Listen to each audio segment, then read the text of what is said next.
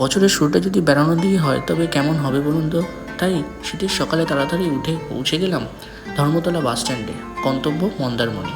সেই বাসে উঠে আমরা বসে পড়লাম এবং বাসের ভেতরটা খুবই সুন্দর এবং মনোরম ছিল। বাস ছাড়ার সাথে সাথে এবং ময়দান পেরোনোর পরেই আমাদেরকে দিয়ে দেওয়া হলো একটি কমপ্লিমেন্টারি জলের বোতল। তারপর একে একে হুগলি ব্রিজ, হুগলি নদী পেরোলাম। হাইওয়েতে উঠে ঠিক সকাল 9টায় ব্রেকফাস্টের জন্য দাঁড়ালাম। তারপর কিছু ছবি তুললাম, ব্রেকফাস্ট করলাম এবং আবারও বাস ছেড়ে দিল। গান শুনতে শুনতে যাচ্ছিলাম, অনেক কথা মনে পড়লো। রূপনারায়ণ নদী পেরোনোর পরে 1 ঘন্টা দেরিতে আমাদের বাস পৌঁছলো মন্দারমণি বাস স্ট্যান্ডে। সেখান থেকে টোটো ধরে আমরা পৌঁছে গেলাম আমাদের রিসর্ট বঙ্গবাড়িতে। পৌঁছানোর সাথে সাথে আমাদেরকে দেওয়া হলো ওয়েলকাম ড্রিঙ্ক আমপান্না। বঙ্গবাড়ির ভেতরটি খুবই সুন্দর এবং সেখানে লাগোয়া বড় পুল, সমুদ্র দেখার বসার জায়গা। আমাদের ছিল double bedded room with AC, বাথরুমে 24/7 গিজার। পুলে নেমে আমরা খুব আনন্দ করলাম, লাঞ্চ করে একটা সুন্দর সানসেট দেখলাম। ভিডিও ভালো লাগলে লাইক শেয়ার